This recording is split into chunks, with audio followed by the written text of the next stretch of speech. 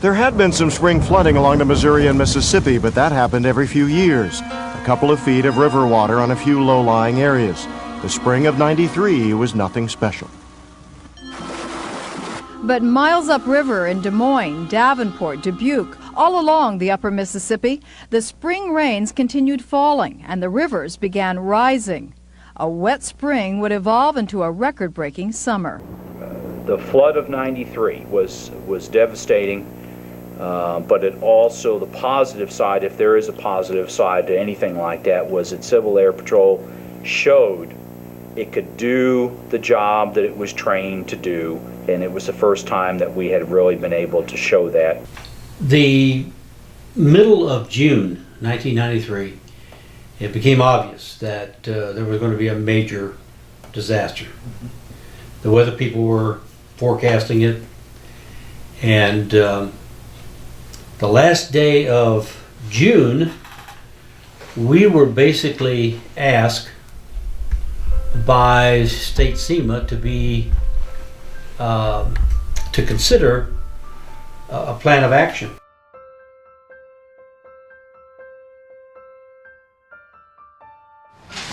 Good morning. I'm Tom Harris, Second Lieutenant, Missouri Wing, part of Missouri Squadron. I've been tasked as the airspace manager of this Great Flood of '93 project. And, I'd like to introduce you to a few of the things that transpired and then bring you up to date on what we have today with the area and airspace management. On the 8th of July, we were tasked, my squadron and several other squadrons were tasked here in Marshall in Saline County with the Red Cross District here as far as sandbagging activities and setting up some emergency shelter, flood relief shelters for some of the people that were left homeless during the flood. During that time, on or about around the 10th of July, the Air National Guard activities from Illinois as well as Missouri, Coast Guard activities, relief flights that were going into these flooded areas,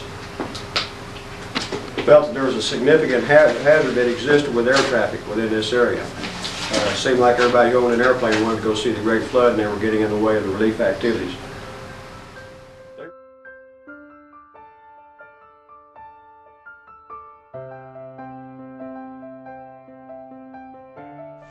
On July 30th, 1993, in the darkness of night, the strain of holding back the swollen Missouri River, which was more than 19 feet above flood stage, finally took its toll on the Chesterfield Monarch levee along Etherton Road. At about 10:15 p.m., the levee, which was supposed to last 100 years, broke. A 5-foot-high wall of water smashed through a 20 to 30-foot gap in the levee. By morning, most of the 258 businesses and homes in the Chesterfield Valley were submerged in 7 to 8 feet of murky, debris-laden floodwater. Highway 40 from Chesterfield Parkway to the Daniel Boone Bridge had to be shut down due to deep water over the roadway. I think it was June the 30th, we were notified by SEMA that if the levees began to break, that we would probably be called out.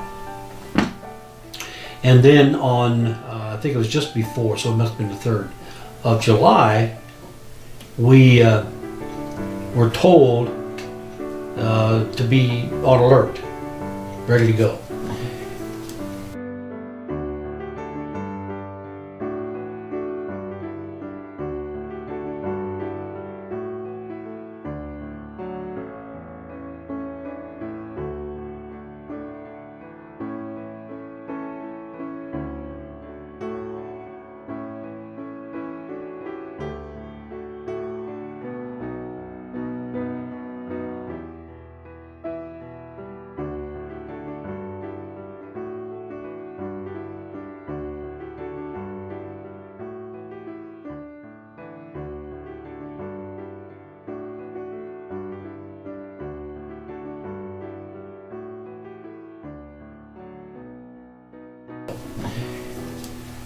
We hadn't heard anything for a few days, and so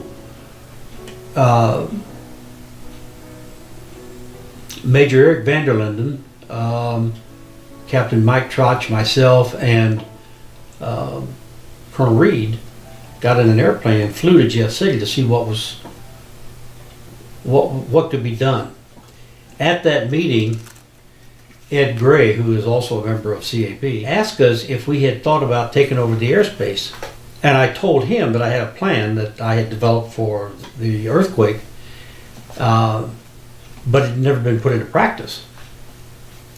He said, well, it may get put into practice in the next couple of days. He was on the phone at that point in time. He was on the phone with the FAA trying to figure out what to do when the levees broke. So he asked me if Civil Air Patrol would take over the airspace management. And I told him that, sure, we try it. Not realizing that I hadn't cleared it with national headquarters. I'd like to add at this point that this is the first time ever in history that I know of with the FAA that the FAA has ever delegated a portion of their airspace over to a non-air traffic control agency for regulation and/or control. This responsibility was eventually handed down to Missouri Wing on the 10th of July, at which point we assumed control of the disaster control airspace. The floodplain, just to give you a little bit of background, was all of the area that was covered by water plus 1 nautical mile either side of the water. Wherever the water ended plus 1 nautical mile, up to 3,000 feet. And Civil Air Patrol took that airspace and managed it for the next 44 days.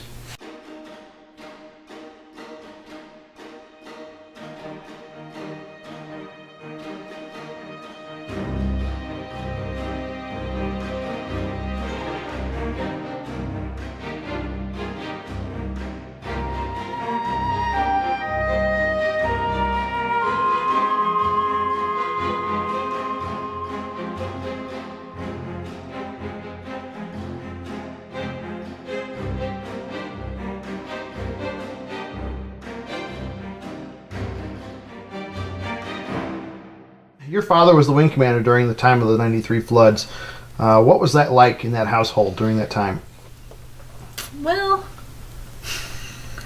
I was going to say, we didn't see him much. No, at the beginning, everything was run out of the house. So there was a lot of, you need to be quiet, we've got this to do, don't touch this, don't do this, so that we could get stuff done. And then after everything moved to the airport, I didn't see much of my father for most of the summer.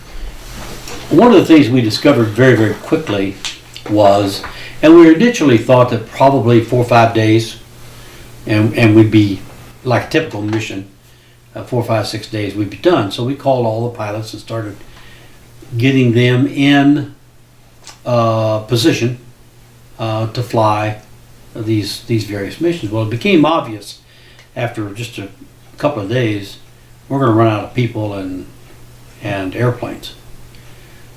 In the meantime, I had called Maxwell and had tried to get a hold of the Air Force Cap USAF commander, Colonel Ron Sampson, to get some help from other wings, to coordinate some help. He first of all wanted to know what we were doing, and I told him, and there was this stuttering on his end, like, you're doing what? And I said, yeah, we're already underway. We've been at it for 3 or 4 days.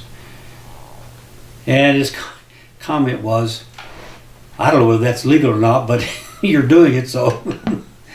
Anyway, shortly thereafter, we got permission to call other wings in. And before it was all over, we had airplanes from 33 different wings, and we had at this airport, and personnel from 34 wings. I think basically every wing east of the Rocky Mountains was involved. At some point, they all had airplanes here.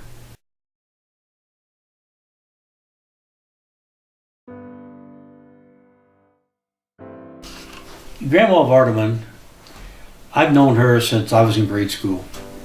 Her son Bill and I are lifelong friends. When the mission started, She served in the 44 days that we were here.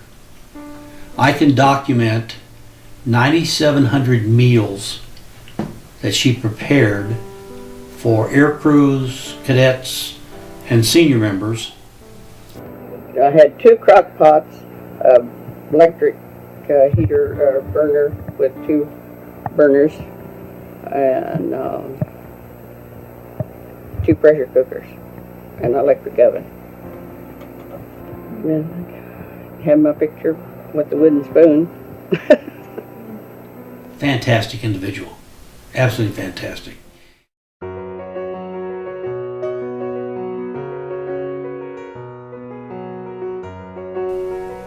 During the time that we were here, there were no incidents, nobody hurt, no airplanes damaged,